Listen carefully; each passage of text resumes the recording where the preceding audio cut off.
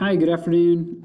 Here was the agenda that we did for today for global studies.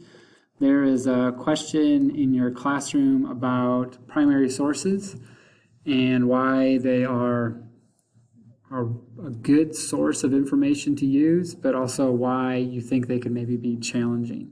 So you answer the question, think about different types of primary sources that we have, and the fact that they create a first-hand account about an event that's taking place. That should give you some direction. It was one of those questions that generated some discussion in our class about why they're good and helpful, but also what makes them sometimes difficult to work with.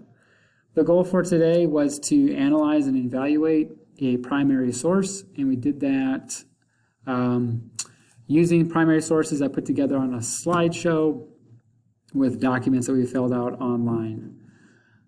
And I'll walk you through how we did that and what it looks like. The Electoral College assignment is due on Friday, and evaluating an online resource was due today. This work that we've done in class, evaluating primary sources of information, we did one together in class, and we'll spend time tomorrow working on them as well. I think I'll have them, the due date will be Monday. So in your classroom, in the classwork tab, sources of information, here is the assignment that was posted. On the slideshow here, myself down. It's going to give us the value of primary sources and why they're going to be helpful and why we like to use them, especially during research. It also is what sometimes makes them difficult, the value of those primary sources. How this is going to work. I have 6 different types of primary sources on the slideshow. There are 6 different forms to complete for evaluating and analyzing those primary sources. So the first one that we worked on together in class was a letter written by Jack Trice. This right here on the page is a link, and all we have to do is click to follow it.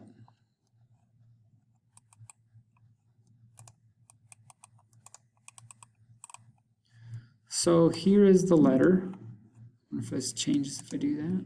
There we go. And you can try to read it in cursive. It's a letter from Jack Trice that he wrote in 1923. When we analyze and evaluate it, I think your setup might look a little bit different from mine because it might have a different layout view. But if you hover over top of these Google Docs that I put in there, you should find the one that says Analyze a Document.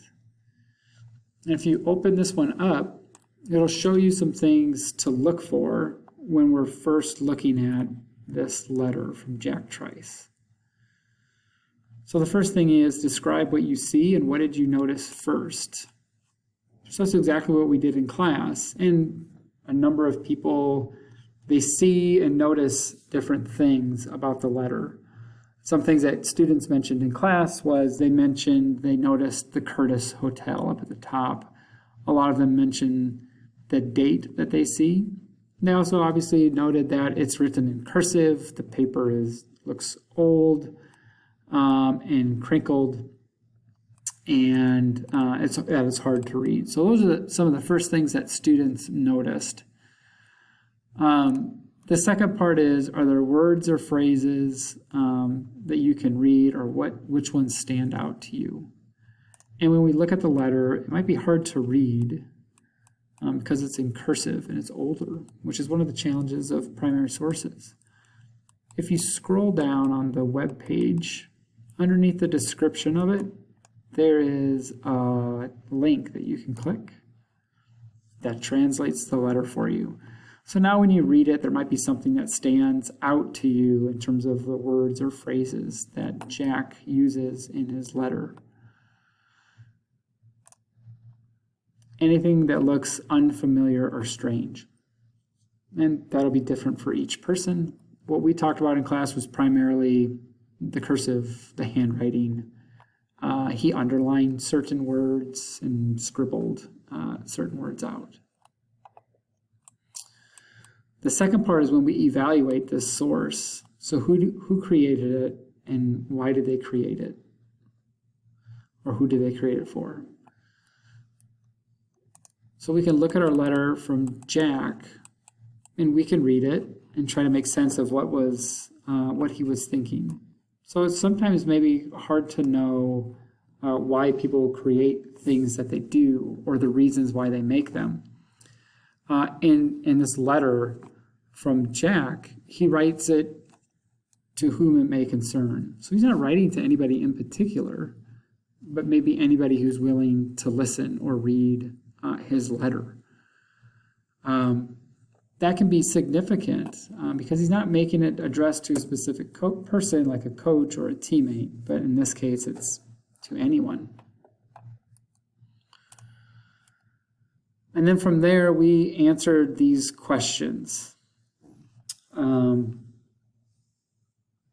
think this is something that you can do individually. Some parts that students maybe struggled with was what's going on in history when this was printed or made. So it was made in 1923, and we maybe don't know exactly what's going on in 1923, but just based off of the words he's using and the things that he's saying, we get the sense that there's something significant going on in his life and in the context of 1923, especially when he writes the line, "The honor of my race and family and self are at stake." So it really makes us stop and pause and think. There seems to be something going on in 1923 with Jack and what he's doing with football, having to do with his race and his family that weighs pretty heavily on his mind. At the end, this is always good practice. And what do you wonder about when we read the text? What more information do you want to know after reading through the text? And there should always be some good questions that we ask based off of the information that we learn. So, this is what we did in class today. There's not an assignment that you need to have finished for tomorrow. When we come back tomorrow, we'll move on to the next primary sources. And we'll give we'll kind of work through them at our own pace in class. I'll spend some time probably talking about political cartoons and what they mean or their purpose. So, because these are a little bit maybe different, there's something we aren't quite as familiar with, but they are a really good source of information that gives us insight into maybe opinions of people during particular time periods. Okay, so there's nothing that you have to do for tomorrow or make sure that you have finished, but we'll pick these back up and we'll continue to work through them. As always, if you have any questions, don't hesitate to ask or to reach out. I hope you're doing well. See ya.